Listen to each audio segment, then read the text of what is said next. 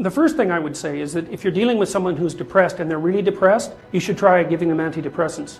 Because if they die, you can't help them. Okay, so if you're suffering, you are obligated, in a sense, to hold on to whatever rope someone throws you. And one of the things I do with my clients all the time, especially if they're really in trouble, is to tell them, look, I don't know exactly what's going to help you, but don't arbitrarily throw out any possibilities because you might not have that luxury. Antidepressants help a lot of people, and there are technical reasons why that's the case. So that's a simple answer. It's not relevant to what I already described, except that if you're offered a gift by your society and it works, try it.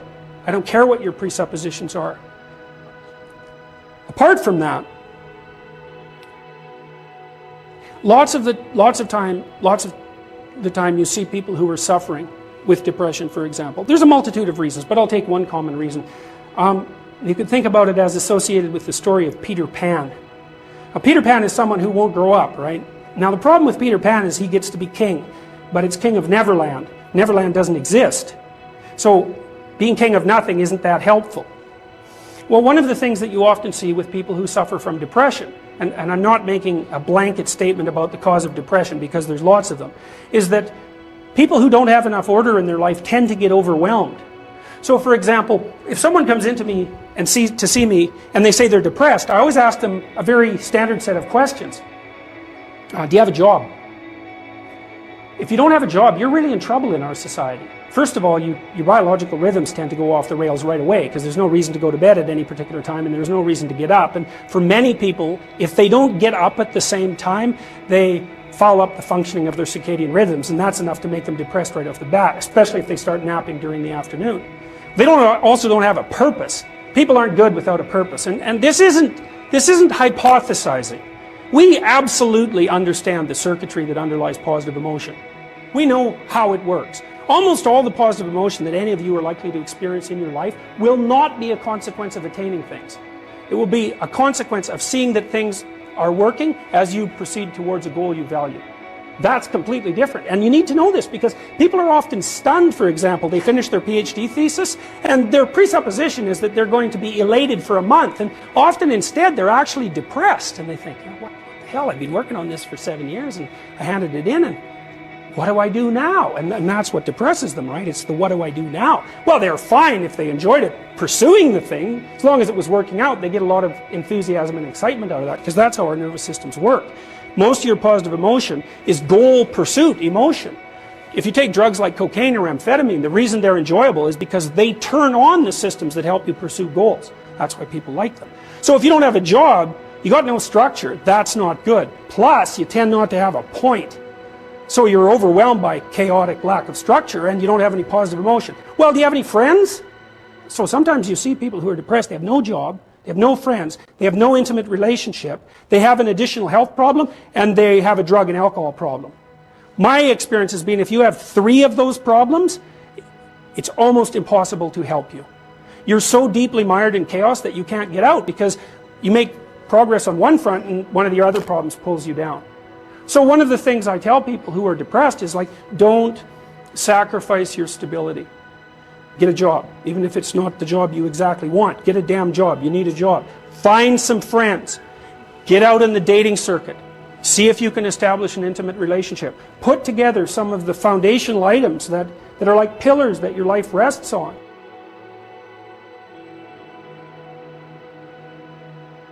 Well, that's the practical thing to do. So that's one example with regards to depression.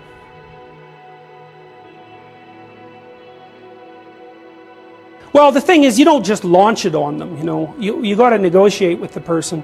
And you also got to teach them to negotiate with themselves. And this is something that's very useful to know.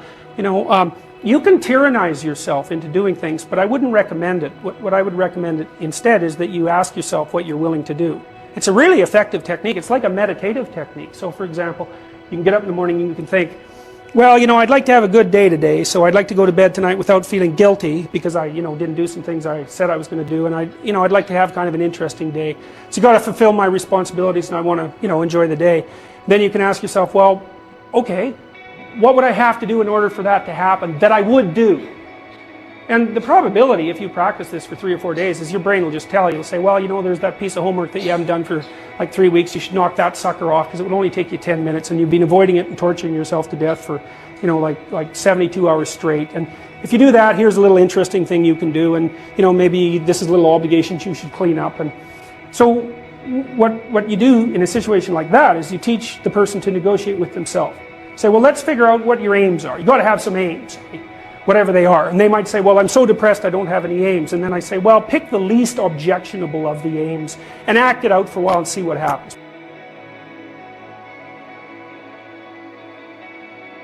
Because sometimes your emotional systems are so fouled up that you have to pretend, you have to act the thing out before you can start to believe it. I mean, people always assume they have to believe and then act, but sometimes that's true and lots of times it isn't. So the trick, if you're doing therapeutic work with someone and you're helping them establish a structure, is to find out what they'll do. Now, if they want to get better, which is not a given, because there are often payoffs for not getting better. That's basically the payoffs of being a martyr, or maybe the payoffs of doing what your entirely pathological family members want you to do because they actually want you to fail. Assuming you want to get better, there's usually something you can figure out that would constitute a step towards some sort of concrete goal. And my presumption, it's a behavioral presumption fundamentally, is that small accruing gains that repeat are unbelievably powerful. So, you know, this is another thing to know about in your own life. It's something I learned in part from reading the writings of Alexander Solzhenitsyn, who's a great Russian philosopher and novelist.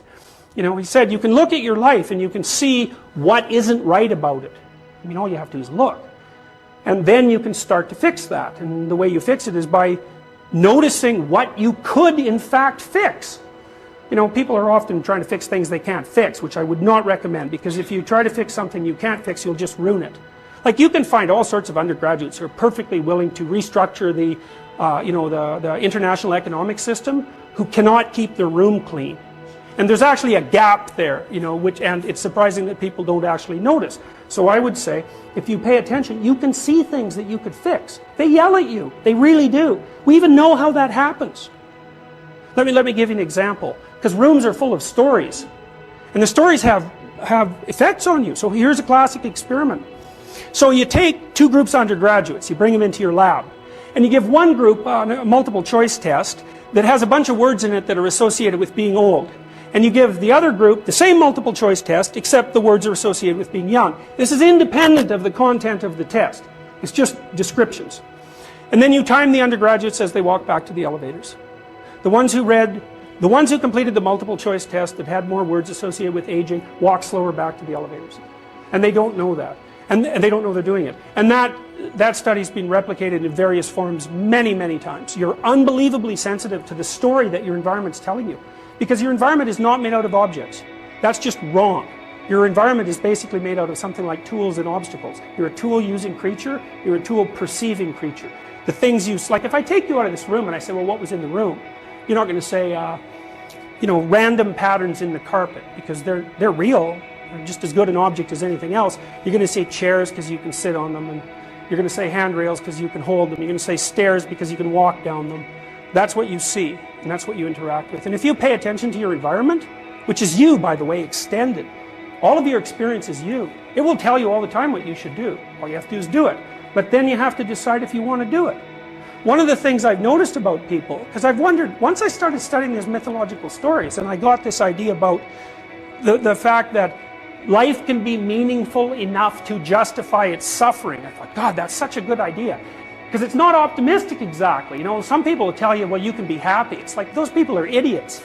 I'm telling you, they're idiots. There's going to be things that come along that flatten you so hard you won't believe it. And you're not happy then. And so if life is to be happy, well, in those situations, what are you doing? Why even live? But life isn't to be happy. If you're happy, you're bloody fortunate, and you should enjoy it. You should, because it's the grace of God, so to speak. With regards to meaning, I thought, well, people know when they're doing something meaningful. They can tell, so why the hell don't they do meaningful things all the time? It seems obvious. You could do it. I mean, it's hard, you know, because other people want you to do other things, and it's a struggle, but everything's a struggle. And then I thought, well, oh, I get it. I see why. It took me about 10 years to figure this out. People have a choice. Choice number 1. Nothing you do means anything. Well, that's kind of a drag, right? It's meaninglessness of life and all that, existential angst. You know, that's kind of a pain. But the upside of nothing that you do is meaningful is you don't have to do anything. You've got no responsibility. Now, you have to suffer because things are meaningless, but that's a small price to pay for being able to be completely useless. The alternative is everything you do matters. Really. If you make a mistake, it's a real mistake. If you betray someone, you tilt the world a little more sharply towards evil rather than good. It matters what you do. Well, if you buy that, then you can have a meaningful life. But there's no mucking around. It means responsibility. It means that the decisions you make are important. It means that when you do something wrong, it's wrong. Well, do you want that?